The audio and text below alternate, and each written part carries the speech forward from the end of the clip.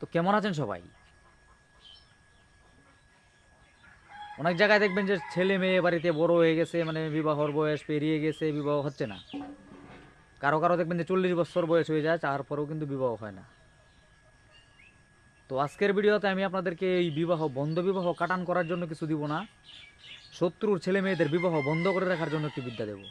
তো কী এরকম মন্ত্র, কী তার প্রকৃতি, সেটি জানতে হলে ভিডিওটি মনোযোগ সহকারে শেষ পর্যন্ত দেখবেন। আপনারা দেখছেন তন্ত্র মন্ত্র সম্পর্কিত চ্যানেল জয় মা দুর্গা, আমি আপনাদের সঙ্গে ইন্দ্র।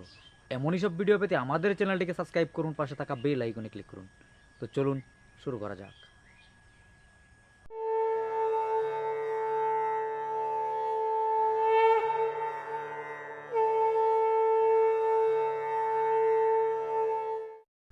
এই বিদ্যা অ্যাপ্লাই করতে গেলে আপনাকে সর্বপ্রথমে যে কাজটি করতে হবে, দর্শকর্মা থেকে একটি ভূজপত্র কিনে আনতে হবে, মেশর জাফরান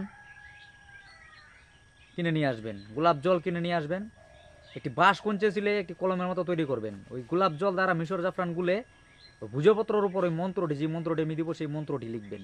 লেখার পর নিচে আপনি আপনার ওই শত্রু ছেলে মেয়ের নাম, যার বিবাহ আপনি বন্ধ করতে চান তার নাম পদবি লিখবেন, যে অমুকের পুত্র অমুকের বিবাহ বন্ধ করিলাম, এভাবে লিখতে হবে আপনাকে। লেখার পর এটাকে চারটি শুকিয়ে গেলে, নকশাটি মানে মন্ত্রটি শুকিয়ে গেলে ভূজপত্রটি করবেন কি একটা মাদুলিতে অথবা আপনি একটা কাচের শিশিতে ভরে নেবেন। তারপর করবেন কি, সেটি নিয়ে শ্মশানে গেড়ে রেখে আসবেন।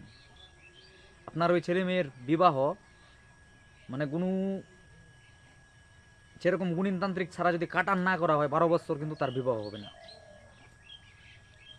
তো এই বিদ্যা আমি সরাসরি সবার হাতে দিতে পারবো না, যাদের দরকার হবে হোয়াটসঅ্যাপে যোগাযোগ করবেন আমার সঙ্গে। যদি মনে হয় আপনাকে দেওয়া যায় তো অবশ্যই দিব।